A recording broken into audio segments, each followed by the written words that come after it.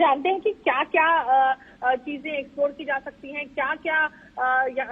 काम हो सकता है, कहां पर कोलैबोरेशन हो सकता है, टेक के क्षेत्र की बात करें या अन्य क्षेत्रों की भी बात करें। और अगर हम देखें तो प्रदर्शनी और स्टॉल के साथ तकरीबन 2 लाख वर्ग मीटर के क्षेत्र में ये भारत का सबसे बड़ा ग्लोबल ट्रेड शो है। और अगर इसमें हम देखें तो कई डोम्स बनाए गए हैं। इस ग्लोबल ट्रेड शो में कई जो अंतर्राष्ट्रीय जो कंपनियां हैं वो भी हिस्सा ले रही हैं, कई कंट्रीज भी, पार्टनर कंट्रीज भी हिस्सा ले रही हैं, जैसे ऑस्ट्रेलिया, तंजानिया, मोरक्को, मोजाम्बिक, दक्षिण Korea, Thailand, Estonia, Singapore, United Kingdom, Norway, Finland, Netherland, Russia, Rwanda, कई ऐसे, वियतनाम के जैसे कई ऐसे देश हैं, तकरीबन 20 देश हैं जो अपने अपने देश के उद्योग की जानकारी इसमें दे रही हैं इस ट्रेड शो में। इसके साथ ही अगर हम देखें तो कई क्षेत्रों में अलग अलग जो इनोवेशन हो रहा है, जो रिसर्च हो रहा है, R&D के भी कई हमने डिस्प्लेज एंड एग्जिबिट देखे जिसमें बताया जा रहा है कि किस तरीके से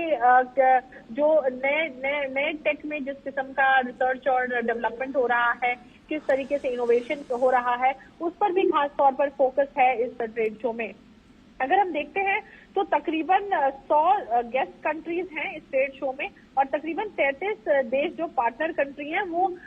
जो देश हैं वो पार्टनर कंट्री के रूप में हिस्सा ले रहे हैं। और अगर हम देखें तो एस्पेक्ट्स इसके खास ये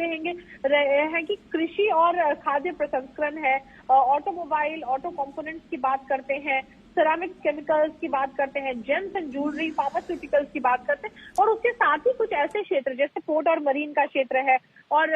कोई हाईटेक क्षेत्र है, टेक का क्षेत्र है, उन सभी क्षेत्रों में किस तरीके से सर्विसेज दी जा सकती हैं, उन क्षेत्रों में किस तरीके से काम आगे बढ़ाया जा सकता है, बिजनेस किया जा सकता है, इन्वेस्टमेंट को ट्रैक किया जा सकता है, उस पर बेशक फोकस है।